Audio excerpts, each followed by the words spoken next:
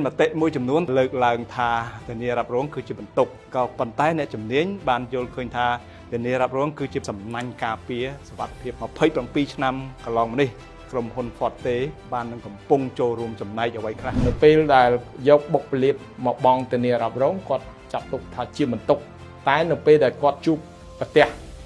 ปาตหายตัวนี้รับร้องชื่อสำนักกาเปียรูบอกกดเล่นกับออยกดใส่ทนกับออยกดบัดบองตรปตตัวเปียยังมีโรงจักรคลาโคขาดเอาโหดมาไป30 ลิ้นเดล่าไอ้บาวสันเจคมินตัวนี้รับร้องเต้คือกดฉบับเจกใส่ทน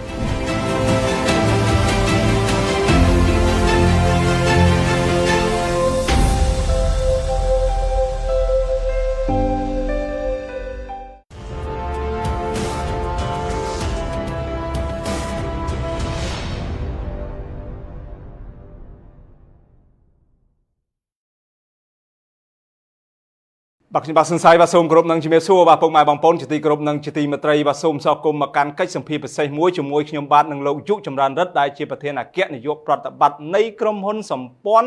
บัตรเนรับรองฟอร์ตี้ประเทศบัตรยังนั่นไงนี่เปะปอนจมวยนังวัดตะเมียนมาเผยปรำปีน้ำระบักกรมหุนบักฟอร์ตี้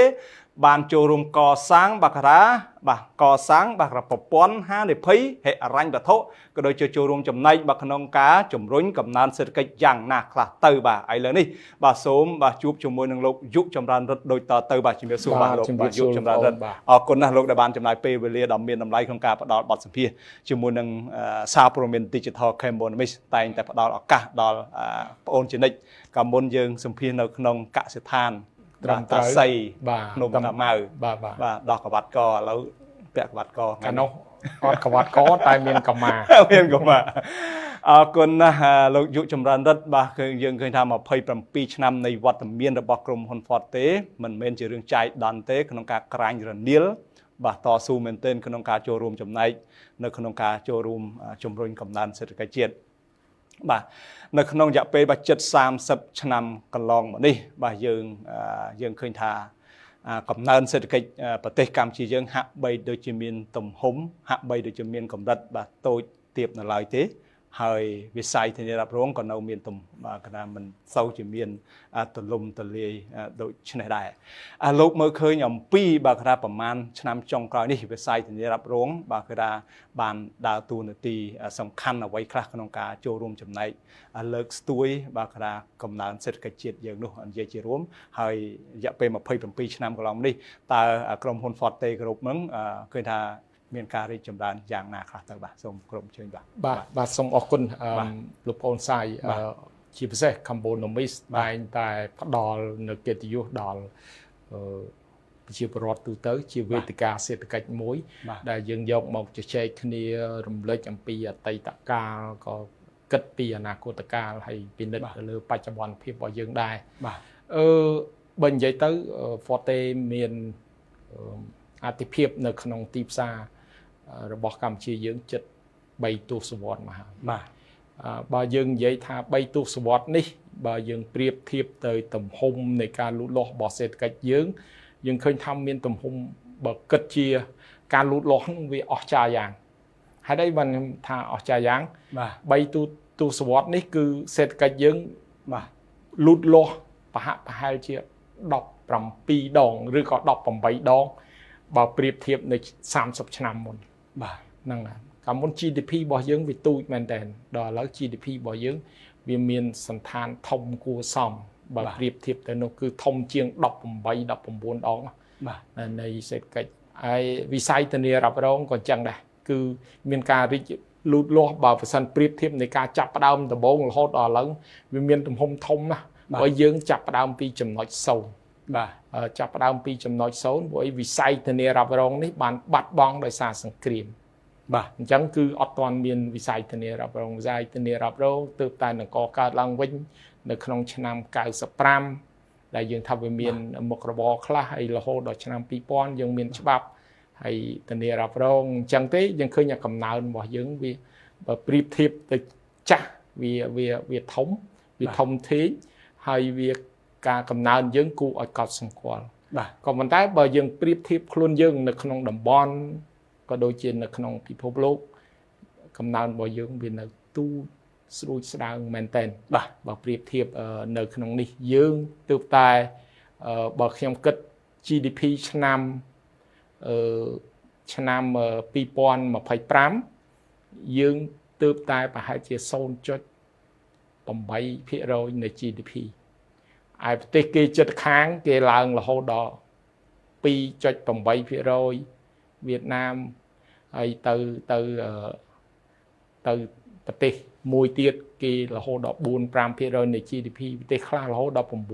នៃ GDP អញ្ចឹងឃើញថាយើងទូចមែនតើហើយបើប្រៀបធៀបនឹងសេដ្ឋកិច្ចសកលរវាងធានារ៉ាប់រងគឺសេដ្ឋកិច្ចនៅក្នុងសកលលោកគឺប្រហែល 7% នៃ GDP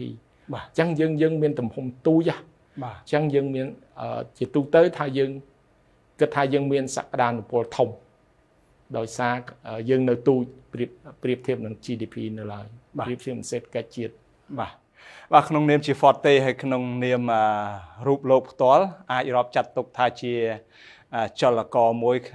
ក្នុងការចូលរួមចំណែកនៅក្នុងវិស័យធានារ៉ាប់រងនៅក្នុងប្រទេសកម្ពុជាលោកទទួលស្គាល់ទេនៅក្នុងរយៈពេល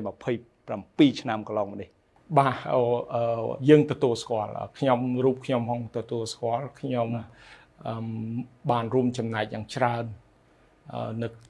នៅក្នុងវិស័យធានារ៉ាប់រងខ្ញុំជាមនុស្សទី1ដែលចេញវិញ្ញាបត្រធានារ៉ាប់រងគឺឬក៏បានសន្យាធានារ៉ាប់រងដំបូងគេនៅក្នុងរាជាណាចក្រទី2របស់យើងនេះយើងកើតពីមុនរាជាណាចក្រទី1វាបានបាត់បង់ដោយសារសង្គ្រាមពេលដែលរាជាណាចក្រកម្ពុជាទី2កើតឡើងកើតមុខរបរធានារ៉ាប់រងគឺខ្ញុំជាបុគ្គលទី1ដែលចេញបានធានារ៉ាប់រងហើយខ្ញុំក៏ជាមនុស្សដែលរួមចំណែកក្នុងការកសាងច្បាប់និងបទដ្ឋានធានារ៉ាប់រងមួយចំនួននៅកម្ពុជាអញ្ចឹងខ្ញុំអាចចាត់ទុកថាជាសាក្សីរស់ក្នុងវិស័យធានារ៉ាប់រងតើធានារ៉ាប់រងរបស់យើងពីមុនយ៉ាងម៉េចឥឡូវយើងរីកចម្រើនយ៉ាងម៉េចគឺខ្ញុំជាសាក្សីរស់តែម្ដងហើយខ្ញុំនៅតែបន្តក្នុងការធ្វើយ៉ាងម៉េចជំរុញឲ្យវិស័យធានារ៉ាប់រងនេះឲ្យមានការលូតលាស់ដោយប្រទេសជិតខាងរបស់យើងឬក៏ដោយសកលលោកមានមតិមួយចំនួនតែងតែលើកឡើងថាធានារ៉ាប់រងគឺជាបន្ទុកក៏ប៉ុន្តែអ្នកជំនាញបានយល់ឃើញថាធានារ៉ាប់រងគឺជាប្រព័ន្ធគេថាគឺជាសំណាញ់ការពារសុវត្ថិភាពផ្នែកហិរញ្ញវត្ថុ27ឆ្នាំកន្លងមកនេះនៅក្នុងទីផ្សារនៅក្នុងប្រទេសកម្ពុជាក្រុមហ៊ុន Forte បាននឹងកំពុងចូលរួមចំណែកអ្វីខ្លះក្នុងការការពារប្រព័ន្ធហិរញ្ញវត្ថុក៏ដូចជាលើកតម្កើងតម្លៃសេដ្ឋកិច្ចជាតិនោះបាទលោកចម្រើនរដ្ឋបាទលោកប្អូនមានប្រសាសន៍ត្រឹមត្រូវបើយើងគិតមួយផ្លែតវាថាវាជាបន្ទុករបស់វិជានីតិបុគ្គលក៏ដូចជារូបវ័ន្តបុគ្គលថាវាជាបន្ទុករបស់រូបវ័ន្តបុគ្គល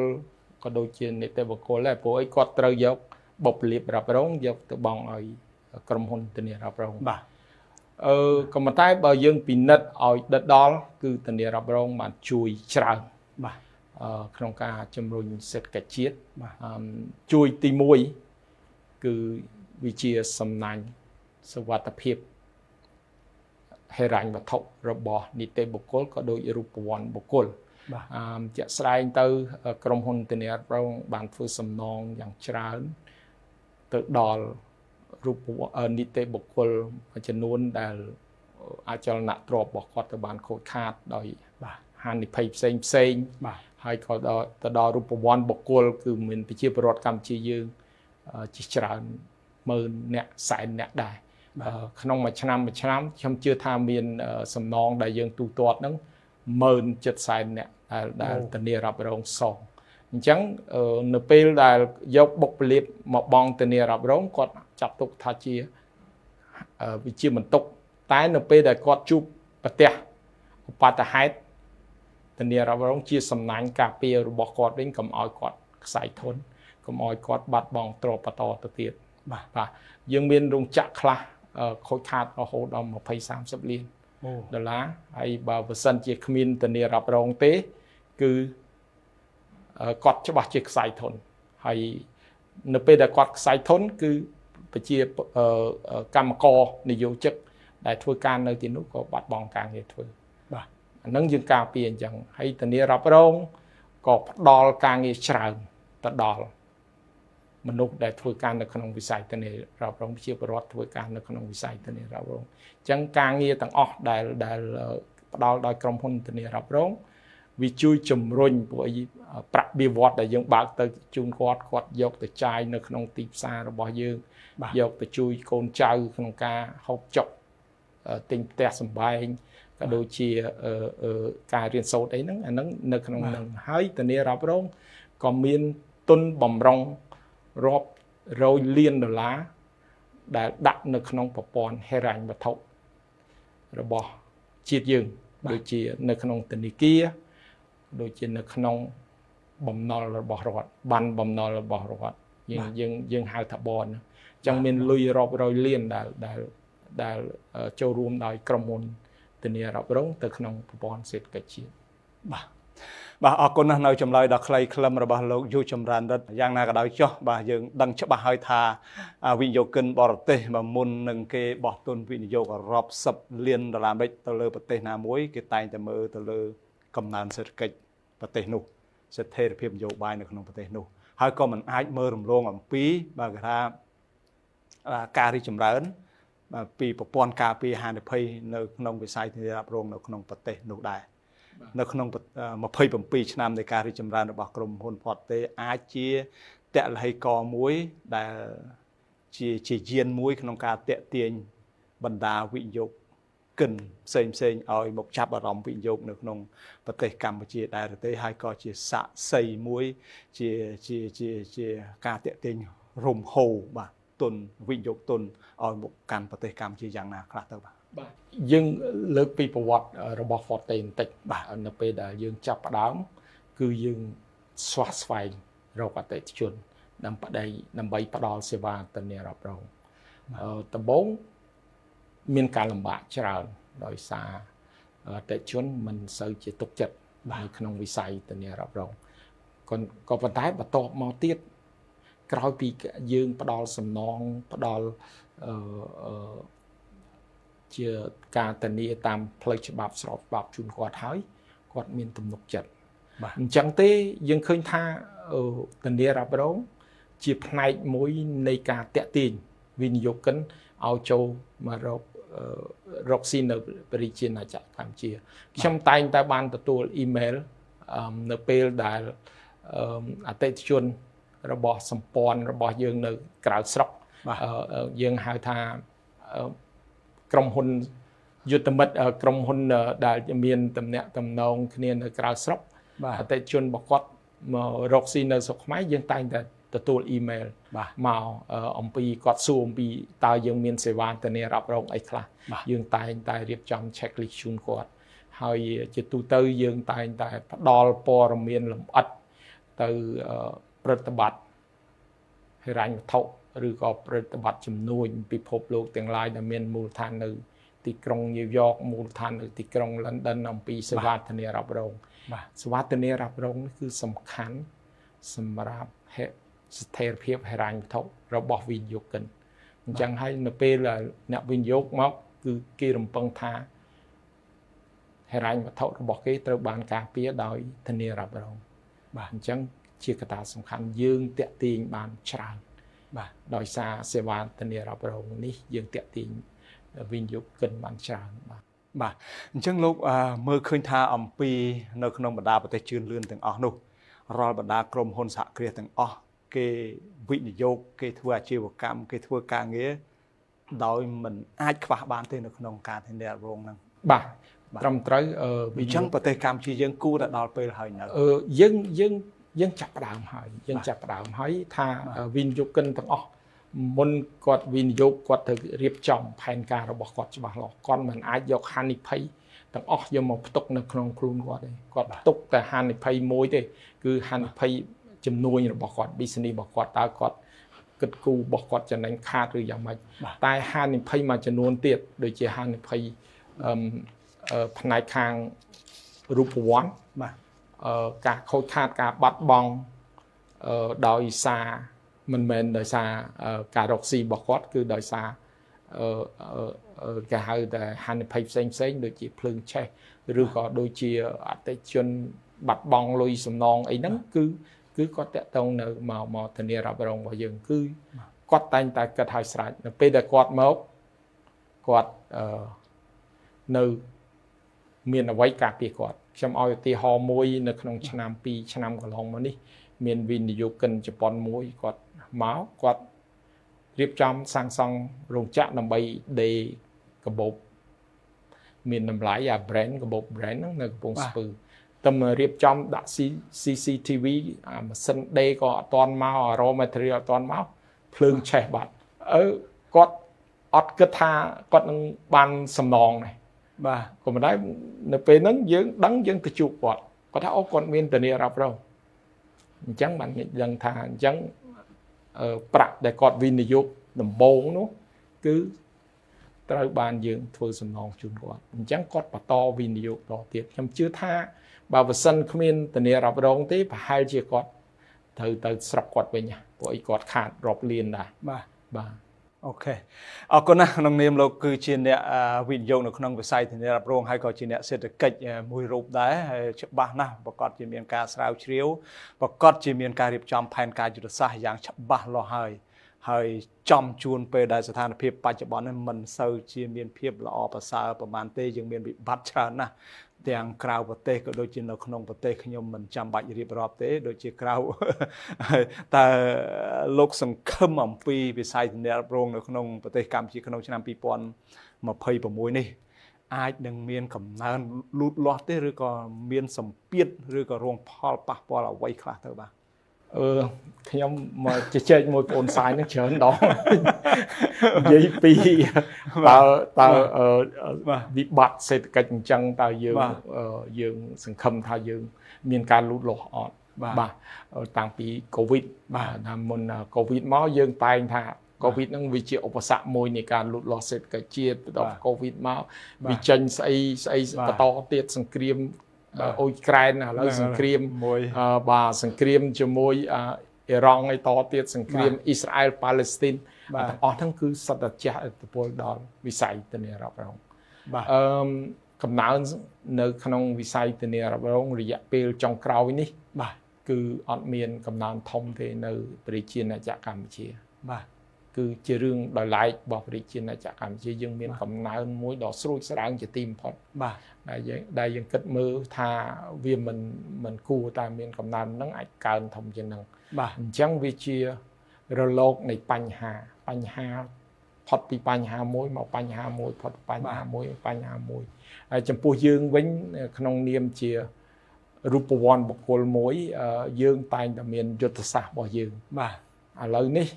យុទ្ធសាស្ត្ររយៈពេលវែងរបស់យើងអត់ទាន់ផ្លាស់ប្ដូរទេនៅតែយុទ្ធសាស្ត្ររយៈពេលវែងតែយុទ្ធសាស្ត្ររយៈពេលខ្លីយុទ្ធសាស្ត្ររយៈពេលមធ្យមរបស់យើងបានផ្លាស់ប្ដូរឲ្យទៅតាមកលៈទេសៈនៃប្រព័ន្ធសេដ្ឋកិច្ចជាតិក៏ដូចជាប្រព័ន្ធសេដ្ឋកិច្ចសកលបាទអញ្ចឹងរយៈពេលវែងនៅតែរយៈពេលវែងដើម្បីទៅដល់ goal ហ្នឹងយើងនៅតែមានរបស់យើងប៉ុន្តែរយៈពេលខ្លីនេះឧបមាថាមុនយើងត្រូវតែរត់ដើម្បីដល់ goal នោះបាទក្នុងរយៈពេល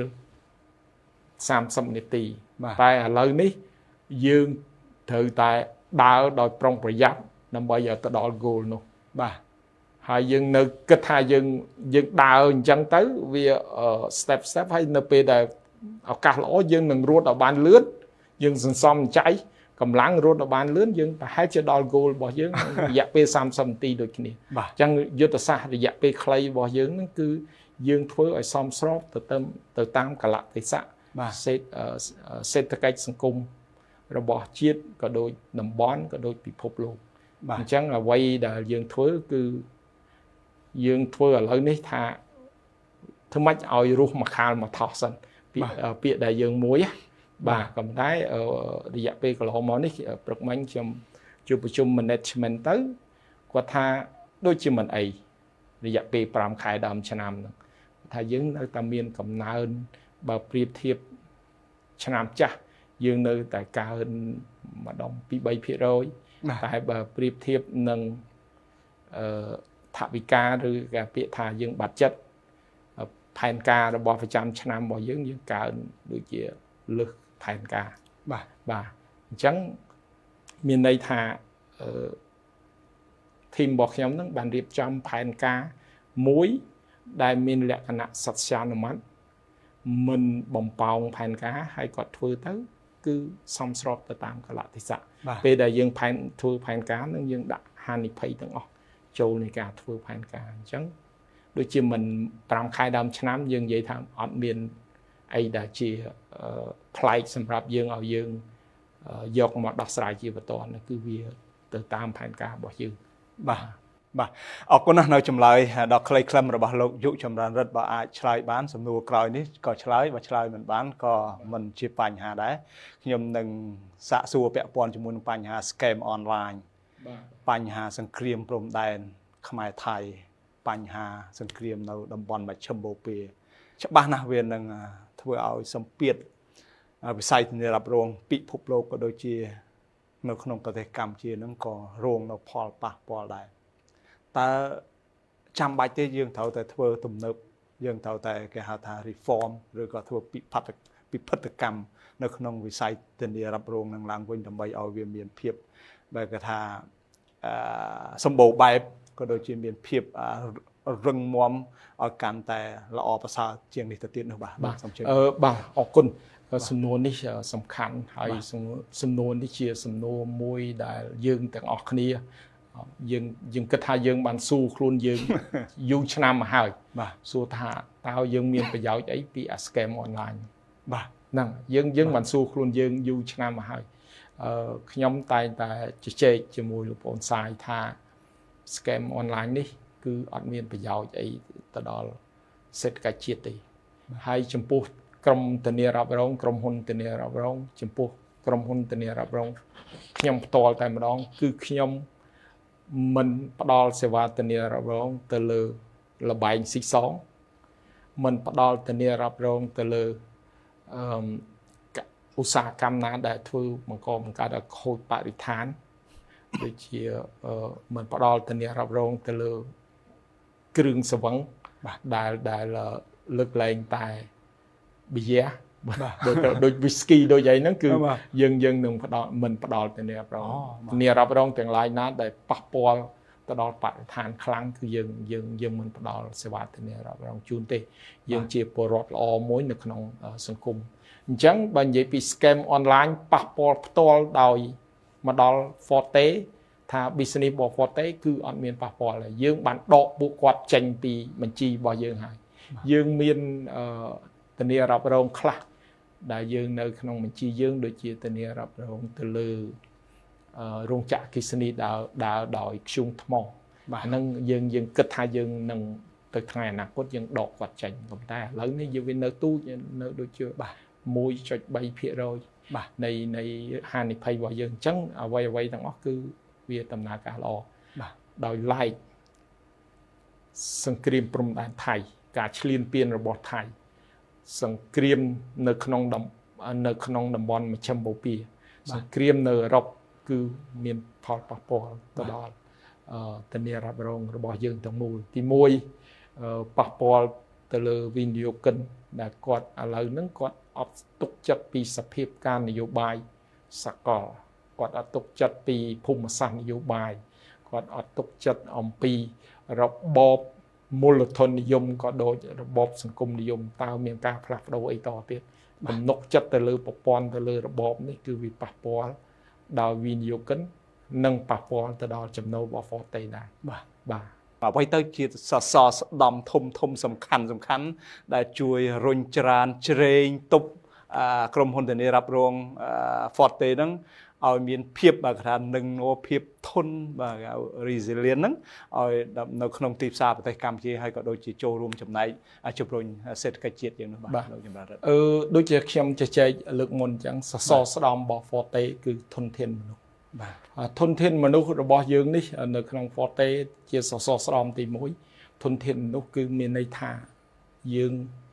ប្រើកម្លាំងធនធានមនុស្សនៅក្នុងស្រុកស្ទើរ 100% បាទអញ្ចឹងថ្នាក់ដឹកនាំរបស់ Forte ទាំងអស់គឺធនធានមនុស្សក្នុងស្រុករបស់យើងនៅខាងក្រៅស្រុកក៏ធ្លាប់ជាធនធាន Forte នៅក្រៅក៏ធ្លាប់ជាធនធានមនុស្សរបស់កម្ពុជាយើងតែឥឡូវហ្នឹងយើងដោយសារយើងមានចម្ពាក់ទៅនឹង employee របស់យើងមួយយើងគិតថាប្រទេសណាយើងយកអ្នក leader ប្រទេសហ្នឹងយកទៅដឹកនាំអញ្ចឹងឥឡូវនេះតែនៅក្នុងស្រុកខ្មែរខ្ញុំជឿថា 99% ខ្មែរកាន់តួនាទីធំអញ្ចឹងវាជាសសរស្តម្ភមួយរបស់ Forte ហើយសសរស្តម្ភទី2របស់ Forte គឺតំណែងតំណងអន្តរជាតិដែលធានារ៉ាប់រងជាមុខរបរសកលមួយដូចជាធនាគារដែរគឺការផ្លាស់ប្ដូរប្រាក់គ្នាសកលអញ្ចឹងយើងមានតំណែងតំណងល្អនៅក្នុងទីផ្សារអន្តរជាតិបាទនឹងការតំណែងតំណងល្អមិនល្អគឺអាស្រ័យនឹងធនធានមនុស្សដែរកាលណាយើងមានធនធានមនុស្សគ្រប់គ្រាន់យើងអាចឆ្លើយតបគេបានទាន់ពេលវេលាត្រឹមត្រូវតាមក្បួនខ្នាតអានឹងបង្កើនតំណែងតំណងល្អហើយសសរស្តម្ភមួយទៀតគឺសសរស្តម្ភហិរញ្ញវត្ថុរបស់មុខជំនួញធានារ៉ាប់រងគឺ Forte ជាក្រុមហ៊ុនធានារ៉ាប់រងដែលមានស្ថានភាពហិរញ្ញវត្ថុដ៏រឹងមាំមួយគឺបើយើងប្រៀបធៀបនឹងសាធនភាពដែលតម្រូវដោយច្បាប់តម្រូវតែ 120% ទេForte មានរហូតដល់ 648% សាធនភាពរបស់ខ្លួនមានន័យថាយើងជាក្រុមហ៊ុនរឹងមាំមួយមានសាធនភាពបាទធំរឹងមាំនេះជាសសរស្តម្ភទាំង3របស់ Forte ហើយ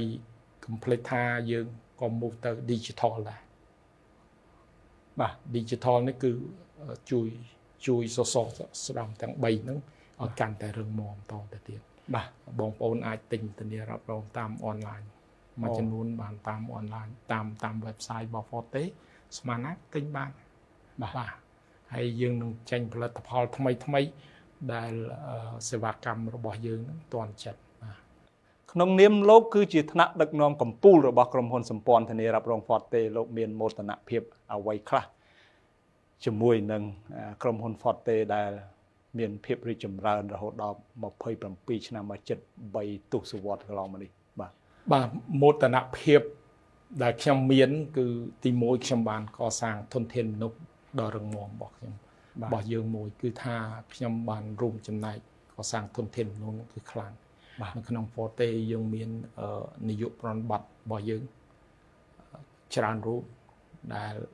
កើតចេញពី Forte ធ្វើការតាំងពីថ្ងៃទី1ចេញពីមហាវិទ្យាល័យយើងមកធ្វើការនៅ Forte 20ផ្លាយឆ្នាំបាទអញ្ចឹងគាត់ខ្លាយទៅជាអ្នកដឹកនាំគឺជាមោទនភាពធំមួយទី2មោទនភាពដ៏ធំមួយគឺដោយសារ Forte គឺយើងបានចូលរួមចំណែកយ៉ាងច្រើនក្នុងការអភិវឌ្ឍវិស័យហិរញ្ញវត្ថុដូចជាបានបំណុលដូចជាដាក់ប្រាក់នៅក្នុងប្រព័ន្ធធនាគារដែលប្រាក់បំរុងរបស់យើងនៅក្នុងប្រព័ន្ធធនាគារយើងរួមចំណែកក្នុងការកសាងវិស័យធានារ៉ាប់រងមួយដែលប្រកបទៅដោយនិរន្តរភាពបាទយ៉ាងណាក៏ដោយយើងទោះបីយើងជាអ្នករកស៊ីក៏ប៉ុន្តែយើងបានធ្វើការជាមួយនិយត្តករធានារ៉ាប់រងដើម្បីកសាងច្បាប់បទដ្ឋានមួយឲ្យវិស័យធានារ៉ាប់រងនោះបានរឹងមាំកាលណាវិស័យធានារ៉ាប់រងរឹងមាំអតិថិជន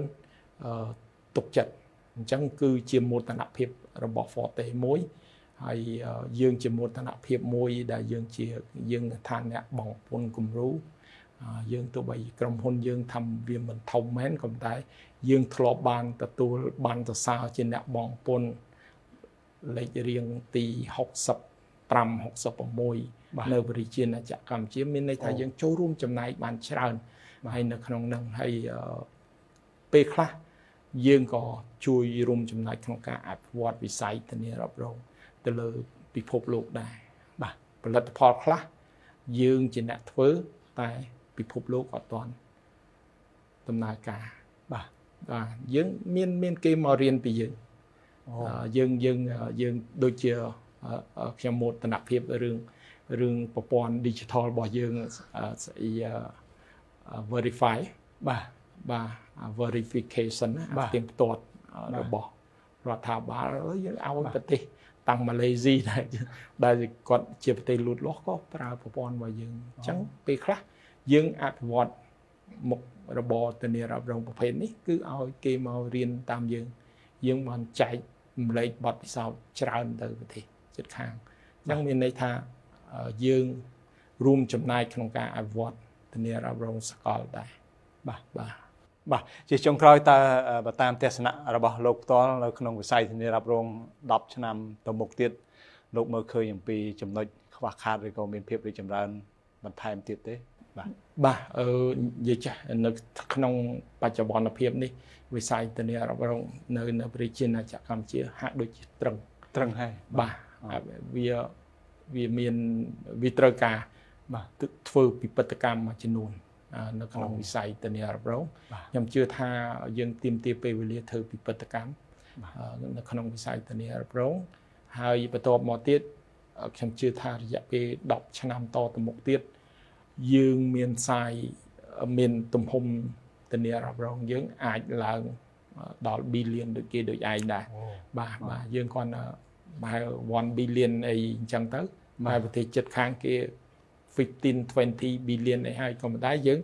ចាប់ផ្ដើម B ដូចគេដែរ10ឆ្នាំតទៀតអញ្ចឹងកាលណាវាមានមួយហើយវាតែងតែមាន2មាន3មាន4អញ្ចឹងកាលណាយើងដាក់កម្លាំងទាំងអស់គ្នាយើងរុញទាំងអស់គ្នាជួយជំរុញទាំងអស់គ្នាជួយទាញទាំងអស់គ្នារុញផងទាញផងលើកផងអាហ្នឹងគឺយើងមានស្ថានភាពមុខមាត់ដូចគេដូចឯងដែរបាទសូមអរគុណច្រើនណាស់នៅចម្លើយដ៏ក្បោះក្បាយហើយសូមអរគុណមែនទែនដែលបានចូលរួមចំណែកបាទផ្ដល់បទសម្ភាសន៍ជាមួយនឹងសារព័ត៌មាន Digital Cambodia ហើយសូមអបអរសាទរនៅខួបទី27ឆ្នាំបាទសូមឲ្យក្រុមហ៊ុន Forte បាទគេថារីកចម្រើន27ឆ្នាំរាប់សិបដងទៅមុខទៀតបាទសូមគ្រប់អរគុណច្រើនសូមអរគុណបាទអរគុណច្រើនបាទ